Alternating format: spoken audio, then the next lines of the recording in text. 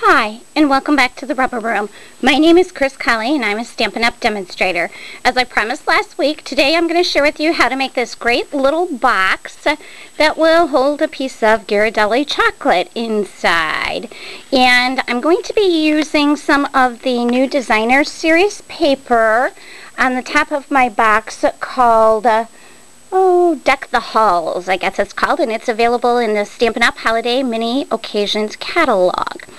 So what we're going to start off with today is a little pattern that I've made. And I will put this pattern on my blog after the video so that you'll be able to have a picture of it and write down the measurements and everything. But your regular box for this is going to be 5.5 by 3 1/4 inches. And then I have marked my score lines with a pen on the back so that you can see them. And what you want to do, I guess I'll turn it upside right for you. You want to score your 5.5 inch side at 2 1/4 inches, 2 3/4 inches, and 5 inches for this little flap on the end here. And then on your 3 1/4 inch side, you want to score 1.5 inches in from each side. So you'll have this score line here and this score line. Now when I put my boxes together, I don't like them to be real bulky, so I like to cut a little angle off at the corner there. So what you want to do is cut that pattern onto a piece of crumb cake cardstock. And what I did was, just so that you can see, I've already pre-done some of these, but I'll do this last one for you so that you can see. And what I'm going to do is just cut in with my paper snips to that 1.5 inch, half inch score line that's on there. So I'm just going to cut that little tab into my 1/2 inch score line. And then I'm going to cut it at a little bit of an angle. And don't worry if these little angles are not all equal on each edge of your box, because that's not going to make a difference at all. It's going to be inside your box and you won't see it. And then this is going to be our little flap that folds into the inside of the box when we close it. So again, I'm just going to give that a little angle cut there on both sides so it'll go in real smooth and nice there when you go to close your box. So I'll cut that in. And then what I did was I took a little piece of our sticky strip tape. Stampin' Up! Sells this tape, and it is sticky on both sides. Whenever I do a box, I like to use my sticky strip tape because it's going to ensure that my box is going to stay stuck together and is not going to be falling apart at the edges or anything like that.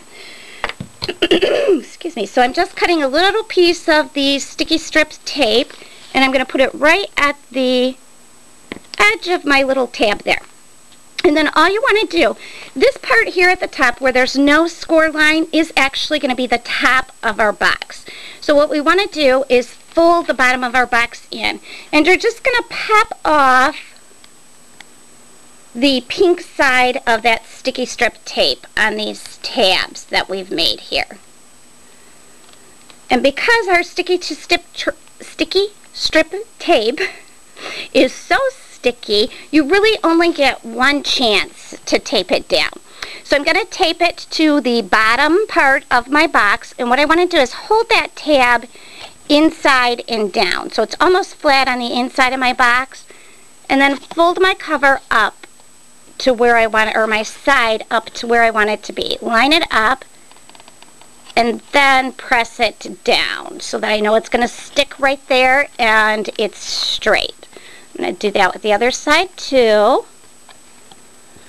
And then again, I'm going to peel the backing off my sticky strip on the end of my box and stick that down on both sides. And just as easy as that, you have your box all put together. We're just going to fold it on those score lines and close it up. And there you have it. That's the bottom of what's going to be your box. And this also is going to be the piece that, of course, is going to hold your little Ghirardelli chocolate inside it. Now for the top of this box and to decorate it, I used the big Scallop Duo square die for your big shot. This is the die that's available in the Holiday Occasions mini catalog again. And it has actually two squares on it. It has a larger scallop square and then a smaller scallop square. I'm going to use this larger scallop square today to make the top and the bottom part of my boxes. I cut my cherry cobbler paper and my designer series paper to 3 1/4 inches so that I could then run them through my big shot and get the scallop square cut out of them. You're going to need 1 piece of designer series paper and 2 pieces of cardstock. And I did put those through my big shot and get them cut already. And to put your box together, what I'm going to do is take the bottom of my box, let's get it all closed up here, and I'm going to put 1 long piece of skinny strip on the bottom of my box so it will hold my cherry cobbler on. I suggest you put your sticky strip onto your box and not your design or your cardstock.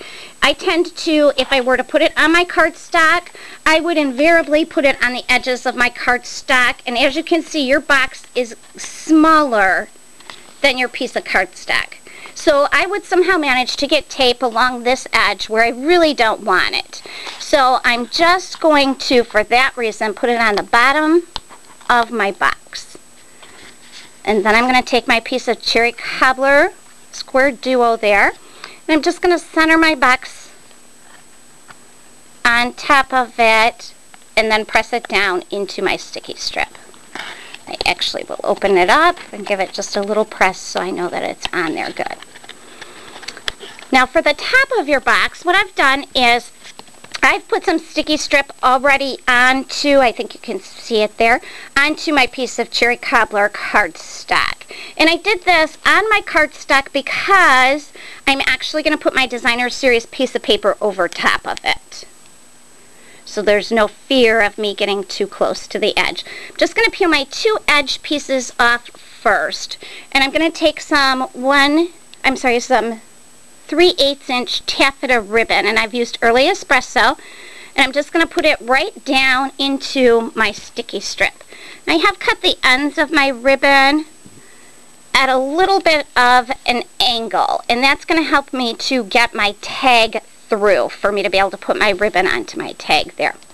So then I'm just going to take my sticky strip that I've put in the middle of that, and I'm going to center my designer series paper right on top of it. Get that all centered on there and then push it right down into my sticky strip. And then I'm going to take a stamp from the gifted stamp set, and I only want these season greetings words on there. I don't want the trees. So what I'm going to do is take my cherry cobbler marker, and I'm going to use my brush tip end of it, and I'm going to marker just the parts that I want to stamp. So I'm going to put my brush tip on there almost flat so that it will still be a brush tip when I'm done, and it won't be all blunt from pushing it down into my rubber. And I've taken a piece of very vanilla cardstock, and I cut my cardstock to 1.5 by 7/8 inches because that's the size that I wanted my tag.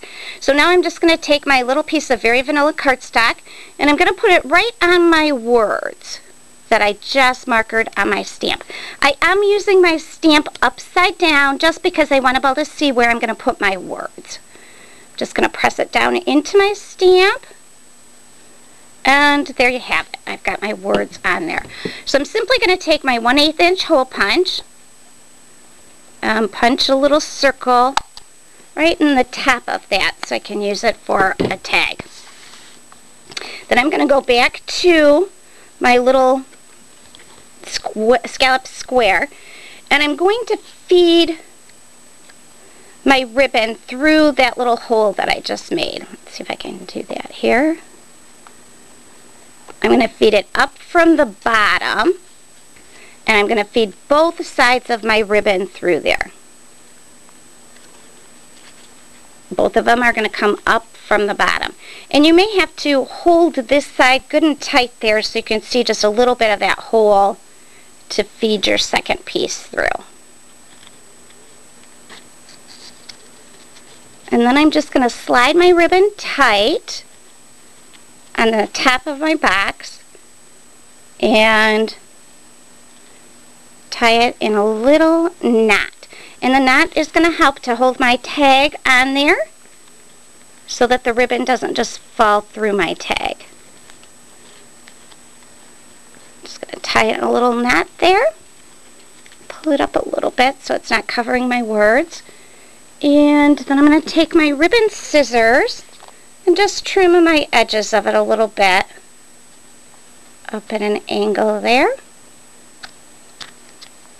So you've got a nice little bow for the top of your box.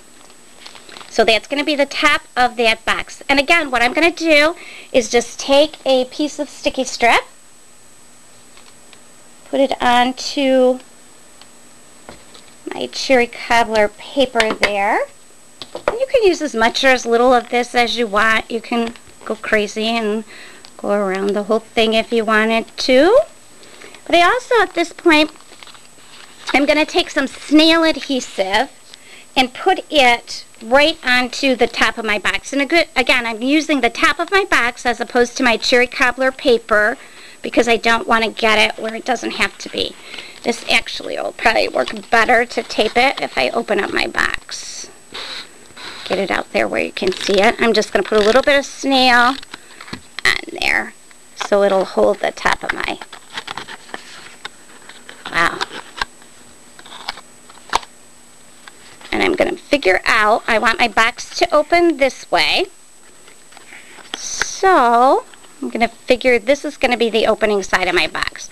So I want my tag to go on there facing this way. I'm just going to line it up at the bottom of my box and give it a little push so it'll stick down in there. And there you have it. You're just going to insert your candy in there and you'll have this wonderful little box to hold a goody chocolate treat in. And again, after this video, I will publish a picture on my blog with the measurements for your box. So I hope that you've enjoyed today's video and you'll be back next week to see what's going on in the rubber room. Thanks and have a great day.